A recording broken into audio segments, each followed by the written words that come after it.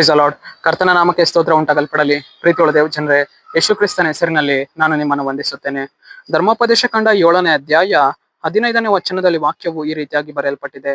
ನಿಮ್ಮಲ್ಲಿ ಯಾವ ವ್ಯಾಧಿಯು ಉಂಟಾಗದಂತೆ ಯೆಹೋವನು ಮಾಡುವನು ಎಂದು ವಚನವು ಬರೆಯಲ್ಪಟ್ಟಿದೆ. ಅಂದರೆ ಪ್ರೀತಿಯುಳ್ಳ ದೇವ ಜನರೇ, ಕರ್ತನ ಆತ್ಮನು ಈ ಮುಂಜಾನೆ ವೇಳೆಯಲ್ಲಿ ಆತನು ನಮ್ಮೊಟ್ಟಿಗೆ ಈ ರೀತಿಯಾಗಿ ನಮ್ಮನ್ನ ಬಲಪಡಿಸುವವನಾಗಿದ್ದಾನೆ. ಏನೆಂದರೆ, ನಿಮ್ಮಲ್ಲಿ ನಿಮ್ಮ ಕುಟುಂಬದಲ್ಲಿ ಯಾವ ವಿಧವಾದ ವ್ಯಾಧಿಯು ರೋಗವು ಇರದಂತೆ ಮಾಡುವೆನು ಎಂದು ಕರ್ತನು ಈ ಮುಂಜಾನೆ ವೇಳೆಯಲ್ಲಿ ನಮ್ಮನ್ನ ಬಲಪಡಿಸುವವನಾಗಿದ್ದಾನೆ.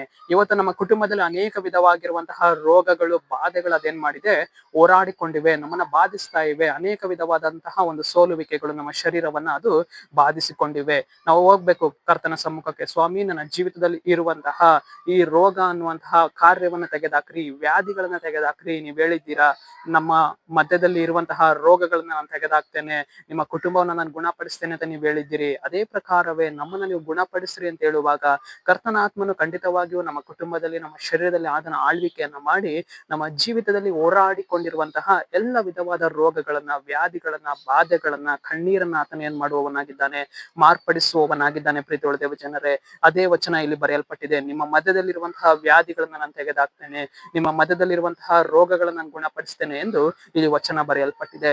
ಪ್ರೀತಿಯುಳ್ಳ ದೇವ ಜನರೇ, ಆತನು ಮಾತನ್ನ ಕೊಡುವವನು ಆತನಾಗಿದ್ದಾನೆ. ಮಾತು ಕೊಟ್ಟವನು ಆತನ ಎಂದಿಗೂ ಏನ್ ಮಾಡುವುದಿಲ್ಲ, ಬದಲಾವಣೆ ಮಾಡುವುದಿಲ್ಲ, ಬದಲಾಯಿಸುವುದಿಲ್ಲ, ತೆಗೆದಾಕುವುದಿಲ್ಲ. ನಮ್ಮ ಜೀವಿತದಲ್ಲಿರುವಂತಹ ರೋಗಗಳನ್ನ, ಬಾಧೆಗಳನ್ನ ಆತನು ತೆಗೆದಾಕುವವನು ಆತನಾಗಿದ್ದಾನೆ. ಸರಿ, ನಾವು ಪ್ರಾರ್ಥಿಸಿಕೊಳ್ಳೋಣ. ಅಪ್ಪ ಕರ್ತನೆ, ನಿಮ್ಗೆ ಸ್ತೋತ್ರ ಸ್ವಾಮಿ.